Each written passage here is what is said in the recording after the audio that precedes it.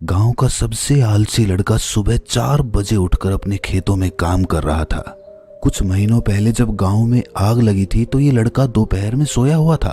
ये अपने आप से उठकर घर से बाहर भी नहीं आया था। गांव के कुछ युवकों को इसकी चारपाई उठाकर वहां से लानी पड़ी थी, वरना तो ये उस आग में जलकर अब तक मर चुका होता। आखिर इसमें इतना बड़ा बदलाव कैसे आया?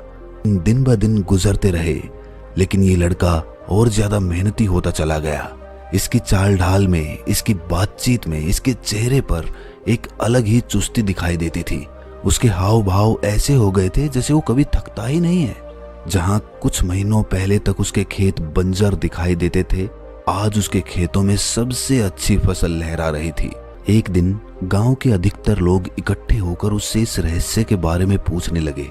तब उस लड़के ने जिस रहस्य से पर्दा उठाया, उसके बाद हर एक की जिंदगी बदल गई। अपने बारे में बताते हुए लड़के ने सभी को बताया कि कुछ समय पहले तक मैं एकदम उद्देश्यहीन था। मुझे जिंदगी में कुछ भी समझ नहीं आता था। शायद मैं इस गांव का सबसे मूर्ख और सबसे आलसी आदमी था। किसी भी काम में मन नहीं लगता था, बहुत जल्दी थक जाता था, इसीलिए जिंदगी में कुछ भी हासिल नहीं हो रहा था। धीरे धीरे मुझे अपनी जिंदगी एक बोझ लगने लगी। मुझे लगा कि मेरा जीने का कोई अर्थ नहीं है, ऐसी जिंदगी से तो मौत बेहतर है। और यही सोचकर एक दिन मैं आत्महत्या करने के लिए एक पहाड़ी पर पहुंच गया। लेकिन जब मैं पहाड़ी की तलहटी में पहुंचा तो मेरे में इतनी भी ऊर्जा नहीं थी कि मैं चढ़कर उस पहाड़ी के शिखर तक पहुंच जाऊं, जहां से कूदकर मुझे आत्महत्या करनी थी।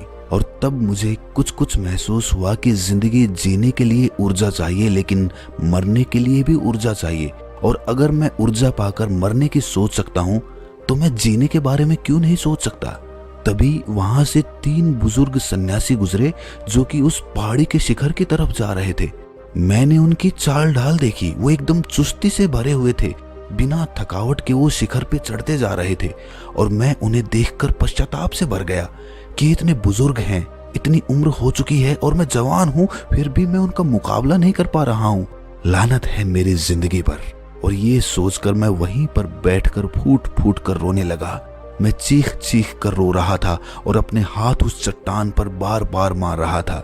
इसके बाद वो सन्यासी मुझे देखकर पलटकर मेरे पास पहुंचे और मुझसे कहने लगे कि बेटा, तुम्हारी जो भी समस्या है वो समस्या बिल्कुल दूर हो जाएगी। इस पहाड़ी के शिखर पर हम तीनों आश्रम बनाकर रहते हैं। पास में ही जो जंगल है उसमें ऐसी ऐसी जड़ी बूटियां हैं जो तुम्हारे आलस्य को तो क्या, तुम्हारे मन को भी खुशी से और आनंद से भर देंगी। ये सुनकर अचानक वो लड़का रोते रोते स्तंभित हो गया। उसने उनसे पूछा कि बाबा, आपको कैसे पता कि मैं एक आलसी आदमी हूँ? आपको कैसे पता कि मैं अपने आलस्य से परेशान हूँ?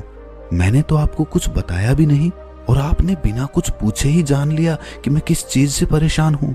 एक सन्यासी ने मुस्कुराते हुए कहा कि बेटा, सन्यासी की आंखों से कुछ नहीं छुपता है।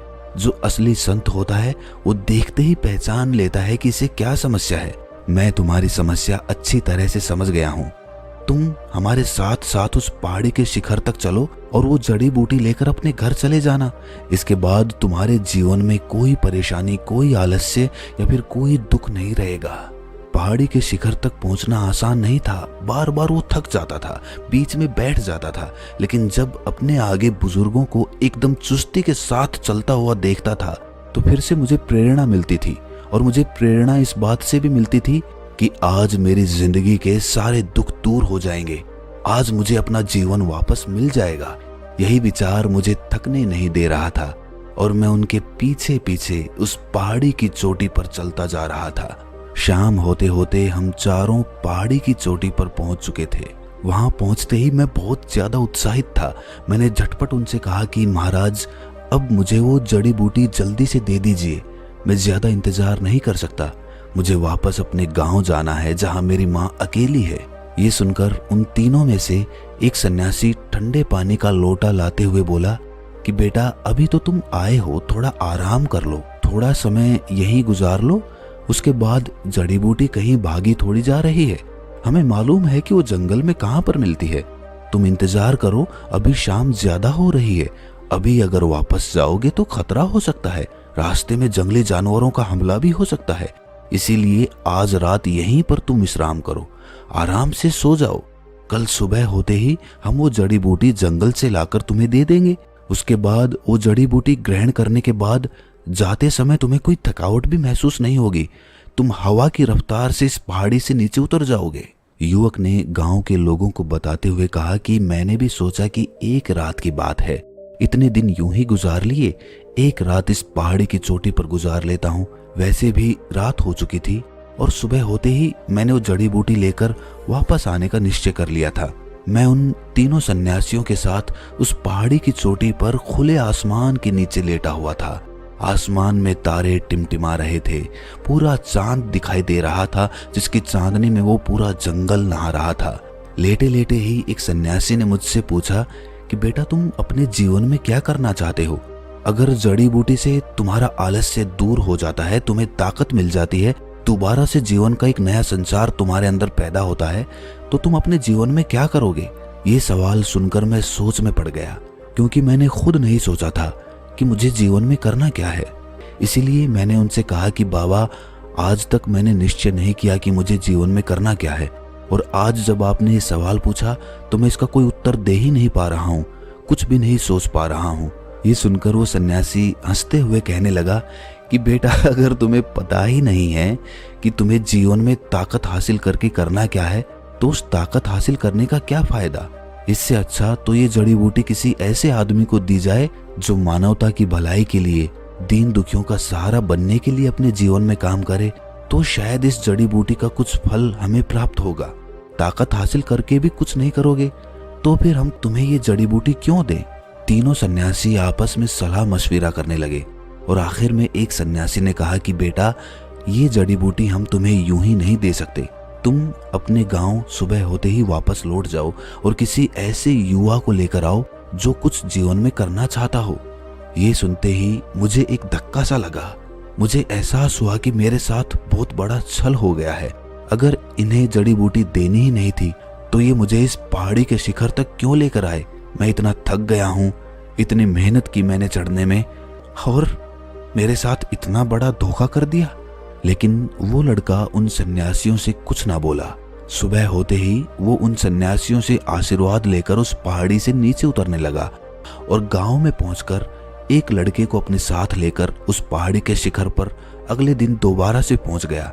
और इस बार जिस मित्र को अपने साथ वो लेकर गया था, उसे उसने रास्ते में ही समझा दिया था कि तुम्हें उन सन्यासियों से क्या कहना है, जिसके बाद वो हमें जड़ी बूटी वापस मिलेगी। शाम होते होते वो पहाड़ी के शिखर पर पहुंच चुके थे। पहाड़ी के शिखर पर पहुंचते ही तीनों सन्यासी उस युवा को देखकर मुस्कुराने लगे। उन्होंने मुझसे कहा कि तुम तो बड़ी जल्दी वापस आ गए, क्या ये युवक अपने जीवन में कुछ अच्छा काम करना चाहता है? उसके मित्र ने तपाक से कहा कि बाबा, मैं अपने गांव का भला करना चाहता हूँ। मेरे गांव में ज्यादातर लोग खेतीबाड़ी का काम करते हैं। मैं चाहता हूँ कि मैं खेतों में मेहनत करके सबको दिखा दूं कि मेहनत करने से कितनी अच्छी फसल पैदा होती है, और मैं नई नई फसल की तकनीक उन लोगों को सिखाना चाहता हूँ, जिसके लिए मुझे खुद खेतों में पहले मेहनत करनी होगी और उसी के बाद मैं उन लोगों को नई तकनीक सिखा पाऊंगा। और उसके लिए मुझे भरपूर ऊर्जा चाहिए, क्योंकि खेतों में काम करने में बहुत मेहनत लगती है, और वो मेहनत करने के लिए मुझे ऊर्जा चाहिए, मुझे ताकत चाहिए, जिसके लिए मुझे आपकी जड़ी बूटी की जरूरत है। ये सुनकर तीनों सन्यासियों ने आपस में सलाह मशविरा किया और एक सन्यासी पीछे जंगल की ओर चला गया। कुछ ही देर बाद वो जंगल में से कुछ जड़ी बूटियां अपने हाथ में लेकर वापस आ रहा था। ये देखकर मैं काफी खुश हो गया। मुझे लगा कि अब तो जड़ी बूटियां मुझे हासिल हो गई हैं, अब तो मेरा जीवन बिल्कुल बदल जाएगा, और मैं खुशी से फूला नहीं समा रहा था। सन्यासी ने मेरे पास आकर वो जड़ी बूटियां मुझे देते हुए कहा कि बेटा, कि ये जड़ी बूटियां कुछ शर्तों के साथ ही काम करती हैं। अगर उन शर्तों का पालन तुमने नहीं किया तो ये जड़ी बूटियां तुम्हें फायदा पहुंचाने की बजाय तुम्हें नुकसान पहुंचा देंगी, तुम्हारे जीवन को बर्बाद कर देंगी। जितने दुर्बल और कमजोर तुम हो, इससे भी ज्यादा दुर्बल तुम हो जाओगे। तो सोच समझकर इन जड़ी बूटियों को ग्रहण करना। ये सुनकर मैं अचानक से सावधान हो गया और मैंने उन सन्यासी से हाथ जोड़कर कहा कि महाराज, आखिर वो क्या शर्तें हैं? सन्यासी ने 3 शर्तें रखी। पहली शर्त ये थी कि तुम्हारे जीवन का लक्ष्य एकदम स्पष्ट होना चाहिए। स्पष्ट लक्ष्य होने के साथ साथ अगर तुमने कभी भी अपना लक्ष्य बदला, अपने मन को अपने लक्ष्य से दूर हटाकर किसी और काम में लगा दिया, तो ये जड़ी बूटियां कुछ काम नहीं करेंगी। इसीलिए सोच समझकर अपने लक्ष्य को चुनना, क्योंकि एक बार अगर तुमने लक्ष्य चुन लिया तो उस लक्ष्य से तुम पीछे नहीं हट सकते। दूसरी शर्त यह है कि अपने लक्ष्य को हासिल करने के लिए तुम्हें रोज अपने छोटे लक्ष्य तय करने होंगे।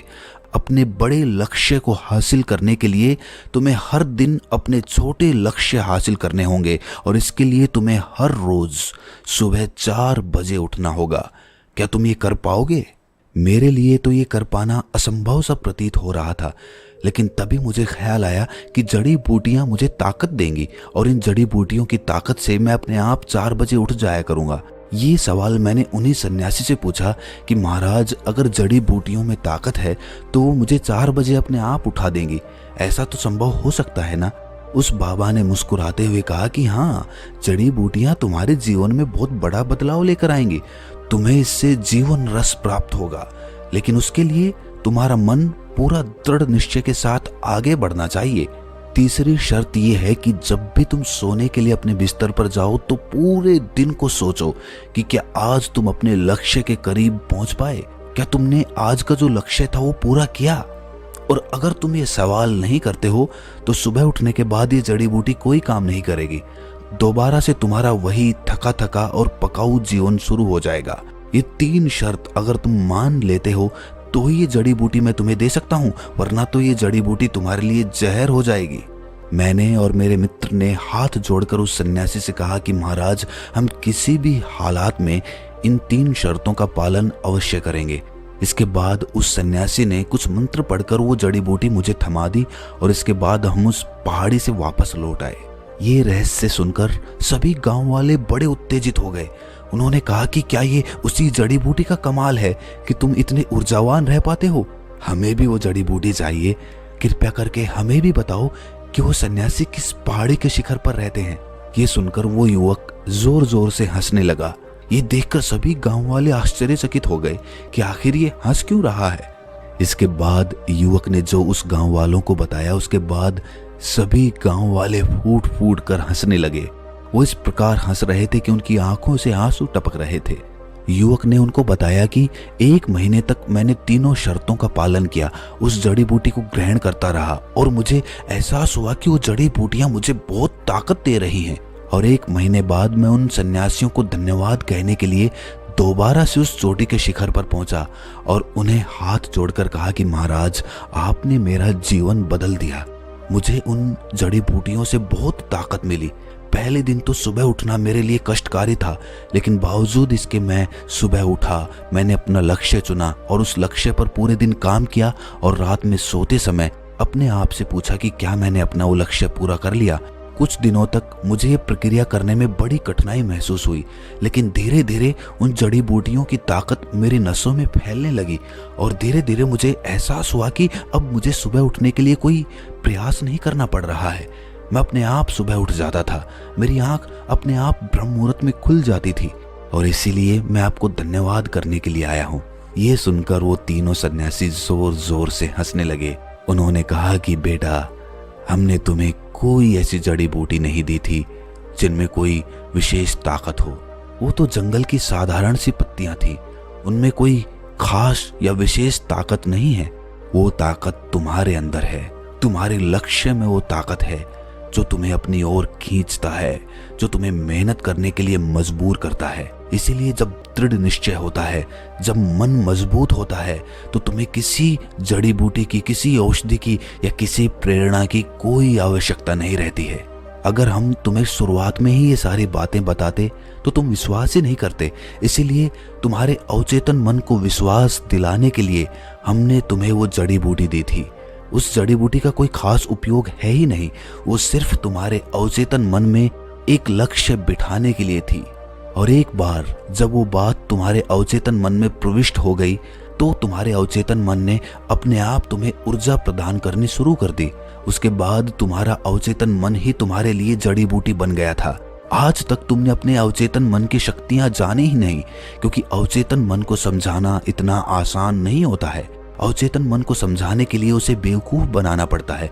तुम हम पर विश्वास कर रहे थे, इसीलिए तुम्हें इस जड़ी बूटी की बात पर भी पूरा भरोसा हो गया था और इसीलिए उस जड़ी बूटी के माध्यम से वो बात तुम्हारे अवचेतन मन में प्रवेश कर गई और उसके बाद अपने आप चमत्कार घटित होने शुरू हो गए। इसमें ना तो हमारा कोई चमत्कार है, ना ही उस जड़ी बूटी का कोई चमत्कार है। चमत्कार है तो तुम्हारे अवचेतन मन का। अपने अवचेतन मन को धन्यवाद करो, उसे समझो। उसके बाद जीवन में बड़े से बड़ा लक्ष्य हासिल करना सिर्फ चुटकियों का खेल होगा। ये सुनकर सभी गांव वाले जोर जोर से ठाके लगाकर हंसने लगे। सबने कहा कि भाई बेवकूफ बनाओ तो ऐसा बनाओ जिससे कि जीवन ही बदल जाए। तो दोस्तों, कैसी लगी ये कहानी आपको कमेंट सेक्शन में जरूर बताना, और अच्छी लगी हो तो इस चैनल को सब्सक्राइब करके नोटिफिकेशन बेल को जरूर प्रेस कर देना। तो मिलते हैं अगली कहानी में, तब तक के लिए अपना ख्याल